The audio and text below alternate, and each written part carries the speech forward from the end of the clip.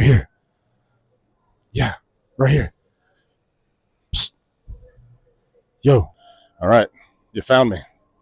Hey, my name is Robert, and welcome to Inside the Mad Disc Golf Pro Shop in Madrid, Spain. We're located inside a historic mercado.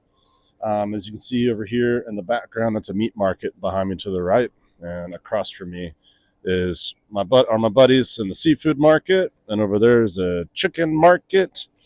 And I'm going to start doing some video series explaining Mad Disc Golf, what we work on, and it's going to be mostly in English, and I'm going to be adding Spanish subtitles here across the bottom because with my pro shop being here in Spain, naturally my main customer base are Spanish-speaking customers.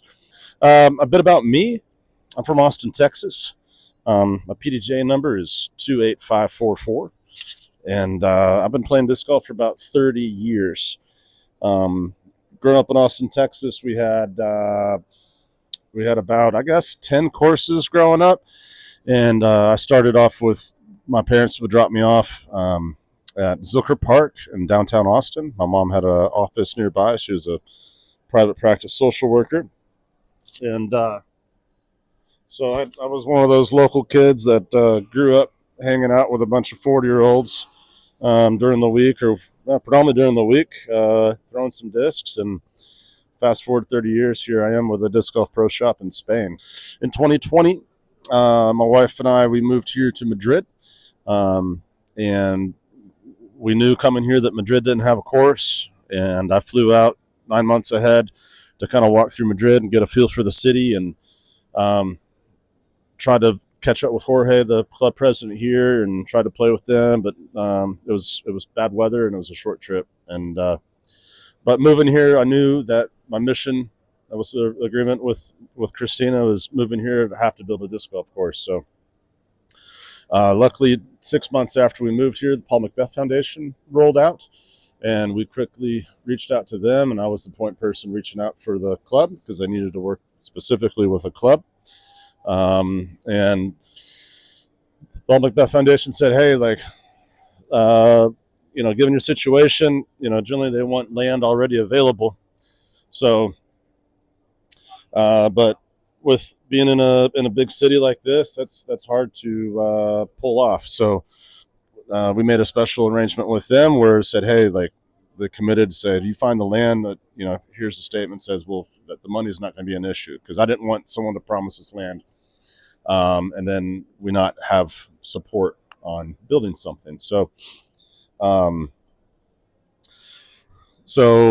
after a few failed attempts, we of talking with different municipalities, Monclova, Casa de Campo, and some other places, I was walking my dog Phoebe, and we came across Complutense's property right where Christina and I live, and identified that property as a good piece of property, laid out the design, had several meetings, pitched the course to the university, showed them how many universities in the States have a disc golf course, and it was pretty simple after that. So to save the Paul Macbeth Foundation some money on the costs, I project managed the project. Paul Wright flew out beforehand just to walk the course, make sure that we weren't completely crazy in what we were trying to do. And I convinced Paul Wright, who's the main course designer for Paul Macbeth Foundation, that I've done this before and I can lead the team and we can put it in. So Paul made a few changes to the design there at Complutense, because Paul Macbeth Foundation's focus is beginner-friendly, accessible courses. So he had some good insights. We made a few changes, and fast forward about 6 months later, after we put everything in the baskets, Paul Macbeth came on out with Joey Tamale, and the boys from Latitude 64 came down. When I moved to Madrid, I brought 250 discs with me, and that fall in 2020, it's when I registered the Mad Disc Golf business. And so I've been running Mad Disc Golf out of my house for the last 3 years, or the first 3 years, and this last year. I've been in here for 14 months now. I've been here located inside the Mercado de la Sabata. So at this point, it's what I like to call a click and mortar.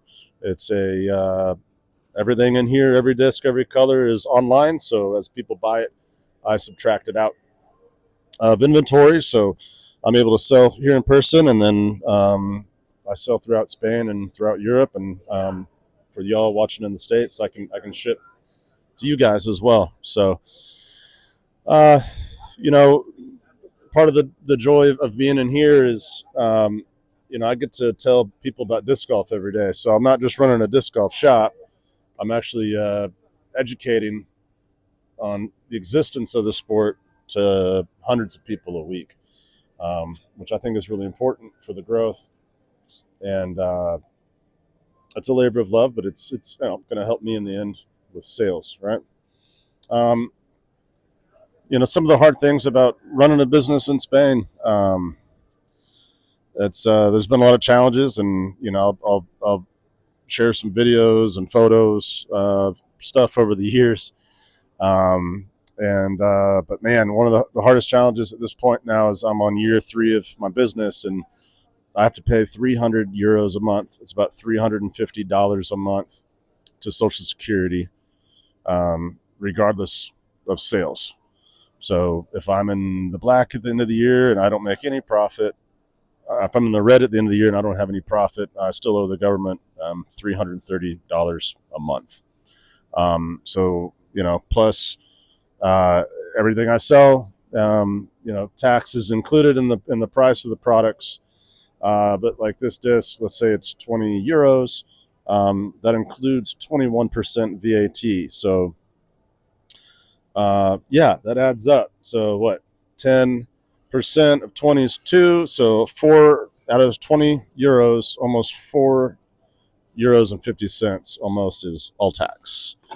So the nice thing for my American customer segment, when you guys purchase from me, you don't have to pay the sales tax. So this will be 20 in the store, but online I think it's gonna show up at 16, right? So the shipping is a little bit more to order from me, obviously, because I'm not in the States. You're shipping across the ocean, but you do get it tax free. So it's a great way to get my hat lineup, where I've got trucker hats or patch trucker hats or full wool stitched American baseball style hats. Every purchase that supports me helps me stay open, and helps keep a permanent disc golf shop open here in Spain.